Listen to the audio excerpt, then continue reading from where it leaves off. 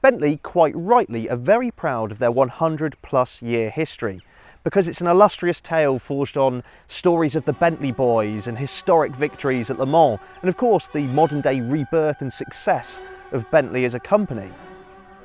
But those 100 years are all well and good. It won't earn them a penny in the next 100 years. Bentley knows this full well, and that is why this new Bentley Flying Spur is not just a new car for them, it's a statement of intent.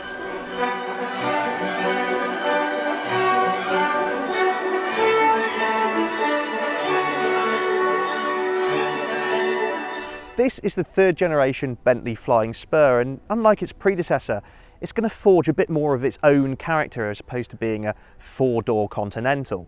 Part of that is because of the loss of the Mulsanne from the range, so that means this has to be part chauffeur-driven machine, part driver's car for the weekend.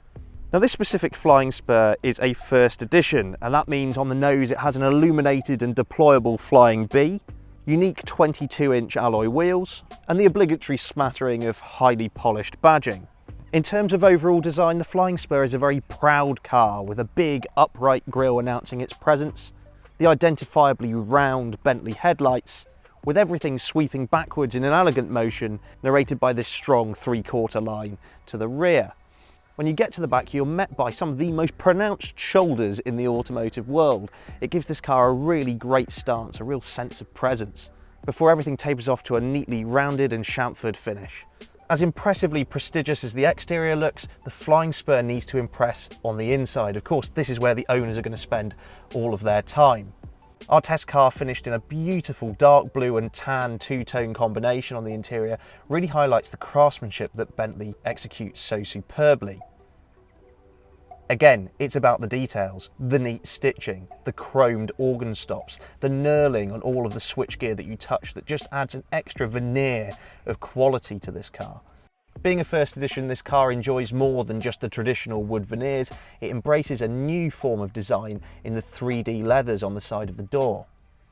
Factor in a pair of infinitely adjustable diamond quilted leather seats, that same extraordinary revolving centre console as the Continental, and an air of refinement seldom seen in an automobile, and you have a cabin forged of sheer opulence. As mentioned before, this Flying Spur has got to be part weekend driver, part chauffeur-driven car, and so extra detail has been paid to the rear quarters. Deeply sculpted and supported seats cosset VIPs, whilst high window frames affords a good level of privacy. Just like up front, you'll find plenty of rich material design back here, that 3D leather making a return.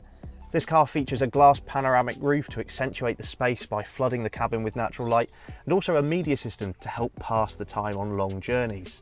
With everything being highly adjustable back here, comfort is just a push of a button away.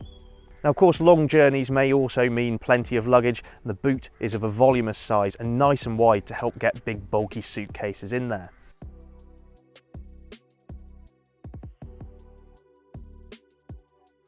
Now Bentley recently announced a new entry level to the Spur range featuring the same V8 engine that you can now also get in the Continental, and it's a lovely engine, and I'm sure that car will actually prove a little bit more agile due to less weight in the nose.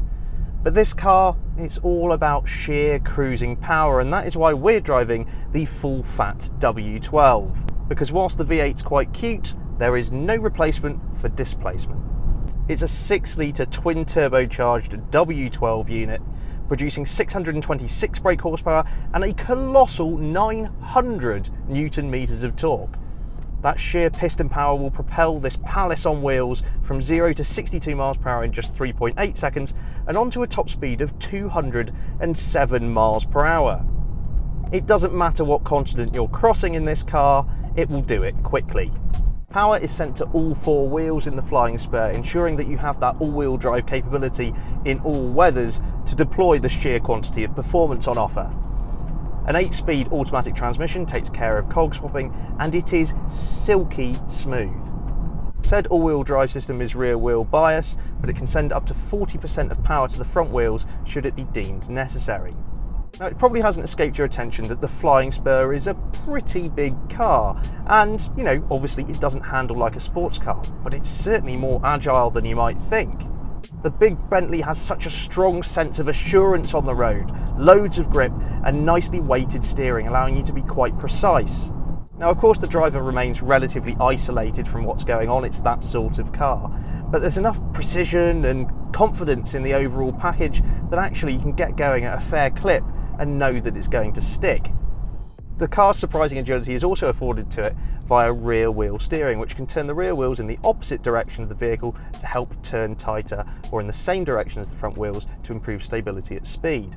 Now, it's probably going to be predictable to say that the car is comfortable, but it is supremely comfortable. Set in its comfort setting, the suspension just soaks up all of the road undulations, and you sort of go along on this pillowy, marshmallowy mattress that just irons out the creases. Overall, the ride is excellent, though over high frequency bumps you do get a little bit of a shudder come through the cabin. And again, it's going to sound cliche, me saying that you can settle down on a long journey and be supremely comfortable and not get out the other end all achy and, you know, every other description that a motoring journalist use for a supremely comfortable car, but this is sort of the definition of that. The Bentley standard is right up there. Now, at speed, some road noise does creep into the car, but I think that's probably largely because of the size of alloy wheels. By and large, the huge quantities of sound deadening in here means that you can have a whispered conversation, no problem at all. Now, the best trick of any big car is actually not to feel like a big car, and the Spur pulls this off magnificently. Again, thanks to that rear wheel steering, at low speed it is a pretty effortless thing to drive. You're always quite mindful of its width on narrow British country roads, but generally speaking, it's an effortless thing to drive. Now, like most modern Bentleys, this car features 4 selectable drive modes, all accessed via this really beautiful little rotating dial down here. It feels like a tumbler from a safe. There's a real precision to it, and of course that knurling feels really great to touch. You've got comfort that puts the car into its most supple, softest settings. You then have sport, which predictably firms everything up, and that's maybe an edge that a Bentley has over something like a Rolls-Royce Ghost, because it does have a sporting edge, this car. You've got a custom setting to pick and choose what you like, but then also Bentley, which is sort of an adaptive, tailor-made setting for the car. This is what the factory thinks you should be doing at any given moment. And actually, I think that gives the best of all worlds, if I'm totally honest. Now, should you decide to drive your Bentley with a bit of verve, it has a 48-volt system called Active Ride Control. And basically, whenever you go into a corner, the inertia naturally wants to throw everything else in the other direction of the car. To help improve body control, the suspension actually resists this, trying to keep the car as level as possible, even through really quite undulating and twisty tarmac. It's really impressive, actually. And I'm sure those in the back will value not spilling their vintage champagne. Now, of course, with a car that has a price tag like this, you are not going to settle for a second fiddle infotainment system. And I have to say, this one is super slick. Graphically, it might not be right up there with the very best, but in terms of how easy it is to use and its general ergonomics, it's excellent. The 12.3-inch display is also really responsive. Twin that with a virtual instrument cluster in front of the driver and you have a thoroughly modern experience.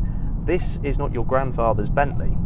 Now, every Flying Spur has a beautifully finished cabin, in fact one that contains some 2.8 kilometres of thread to stitch together, which is remarkable. But if you want your Bentley to stand out from, say, your neighbours, then you have to go and speak to Mulliner. Things such as custom paintwork, should you not find what you want from the 60 optional colours available, specific hues tailored to you can be made. The Mulliner division is well known for its custom coachwork, so your wish is literally their command, obviously providing you've got the bank balance to justify it. The Bentley Flying Spur is a truly impressive package.